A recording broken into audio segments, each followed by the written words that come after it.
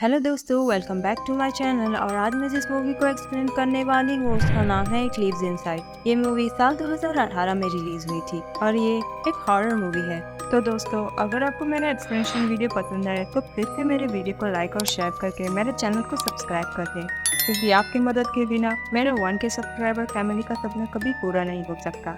सो वो आपको ये मूवी एक्सप्लेनेशन पसंद आई तो बढ़ते हैं अपने मूवी एक्सप्लेनेशन की ओर।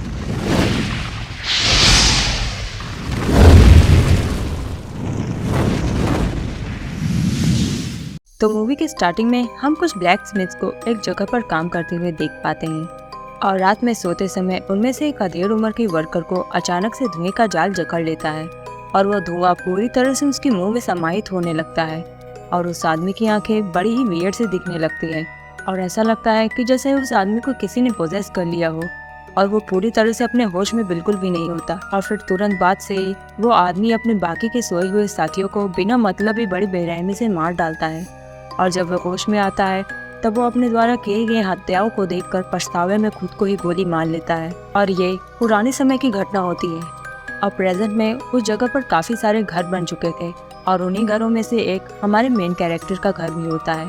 और वो व्यक्ति अपने घर के बाहर अपने गार्डन में सोया पड़ा होता है क्योंकि उसे नींद में चलने की बीमारी होती है और इसलिए वो नींद में चलते हुए जाकर गार्डन में सो गया।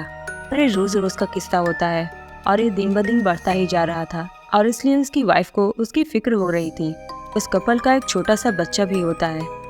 उस कपल ने उस घर को नए नए खरीदा था और शायद उन्होंने अपने हैसियत से ज्यादा बड़ा घर खरीद लिया था क्योंकि उनकी कमाई उतनी बिल्कुल भी नहीं थी। और वो आदमी एक मामूली से गार्डनर का काम किया करता था और एक जगह गार्डनिंग करने के दौरान उसे एक मरा हुआ पेट मिलता है जो वो उस घर के ओनर को दिखाता है और वो पेट उन्हीं का होता है और वो काफी दिनों से उस पेट को ढूंढ रहे होते हैं और शायद उसे किसी ने मार डाला था। तब वो ओनर उस आदमी को थैंक यू बोलती है और वो गार्डनर तभी उस ओनर से कहता है कि अगर उनके जान पहचान में कोई उनसे काम करवाना चाहता हो तो वो उसके बारे में उन्हें जरूर बताए।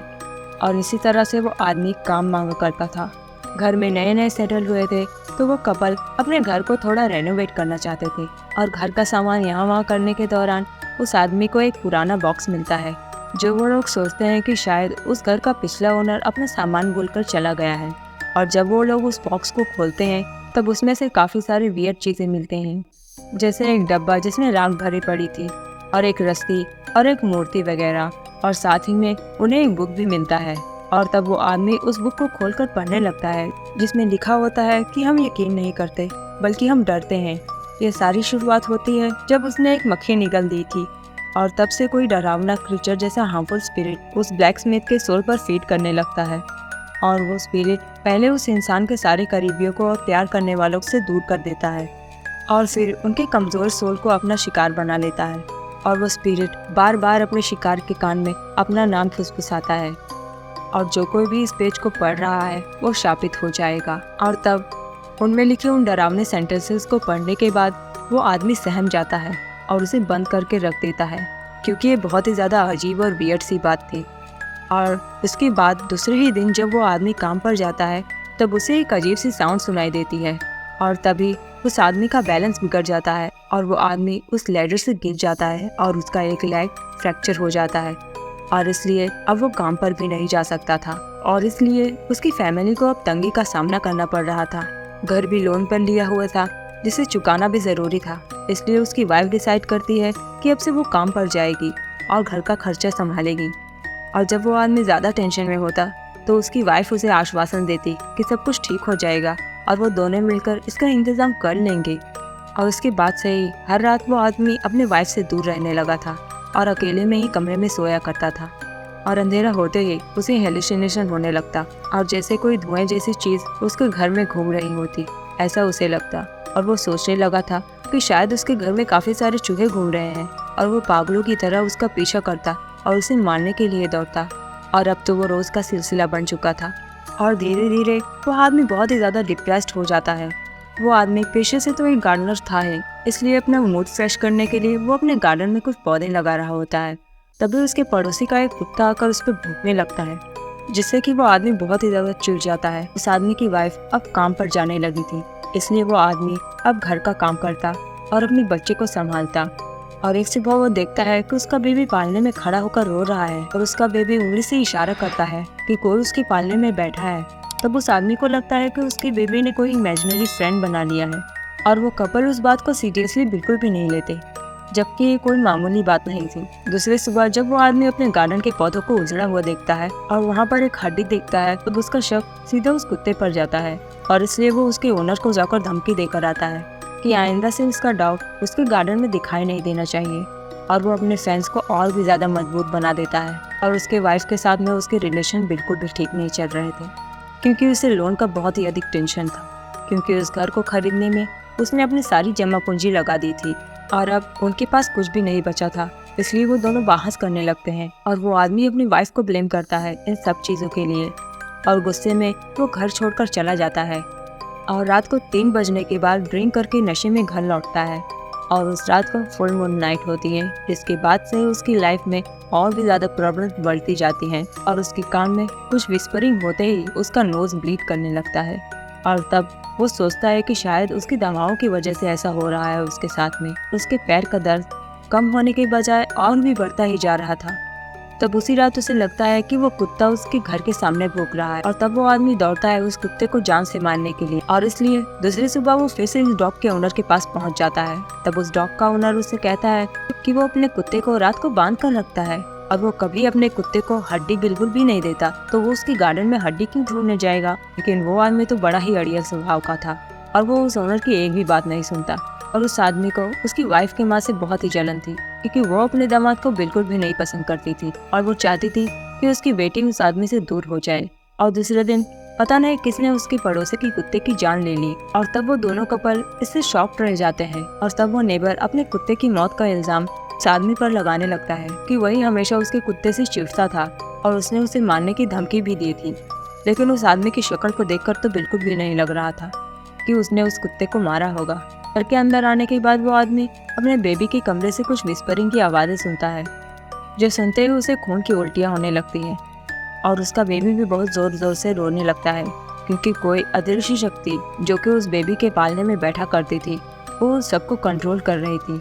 और जब वो आदमी अपने नोज ब्लीडिंग के बारे में अपने फिजिशियन से पूछता है तब वो फिजिशियन उसे नॉर्मल नुस्खे बता देता है और उसे हॉस्पिटल आने के लिए बोलता है। लेकिन वो आदमी नहीं जाना चाहता था, शायद पैसों की वजह से। तभी अचानक से उस आदमी की नज़र अपने बेबी की पीठ पर पड़ जाती है और उसके पीठ पर कुछ स्क्रैचेस के निशान होते हैं और उसे लगता है कि शायद पालने में निकली कील की वजह से बेबी के पीठ पर इंजरीज आ गई हैं। इसलिए वो उसे फिक्स करता है और हर कोने में रैट ट्रैप रख देता है रैट को पकड़ने के लिए, जो कि असलियत में सिर्फ उसका हेलुसिनेशन था। उसकी वाइफ ऑफिस से आने के बाद जब अपने बेबी के कपड़े बदल रही होती है तब वो अपने बेबी के बैक पर स्क्रैचेस के निशान देख लेती है और उसे लगता है कि उसके हस्बैंड ने शायद उसकी बेबी को मारा होगा, इसलिए वो अपने हस्बैंड से नाराज हो जाती है। और दूसरी सुबह जब वो आदमी सोकर उठता है तब उसकी वाइफ और उसका बेबी उसे नहीं दिखाई देते और इसलिए वो आदमी सोचता है कि शायद उसकी वाइफ गुस्सा होकर घर छोड़कर भाग गई है।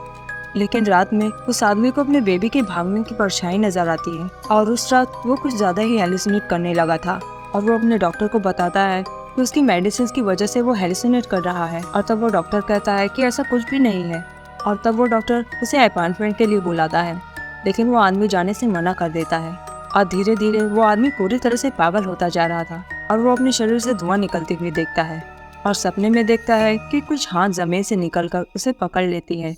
और जैसे ही उसकी नींद खुलती है एक डिटेक्टिव उसके दरवाजे पर दस्तक देता है और वो डिटेक्टिव उस डॉग ओनर के बारे में उस आदमी से पूछताछ करता है, क्योंकि वो आदमी कई दिनों से लापता हो चुका था और उस आदमी के बच्चों को अपने पिता की फिक्र हो रही थी। लेकिन उस डिटेक्टिव को बिना किसी इन्फॉर्मेशन के लौटना पड़ जाता है, क्योंकि वो आदमी उन्हें कोई इन्फॉर्मेशन नहीं दे पाता। और उसी दिन से उस आदमी को और भी बुरे विजन्स आने लगते हैं, जैसे कोई उसकी वाइफ का गला दबाकर उसे मार रहा है।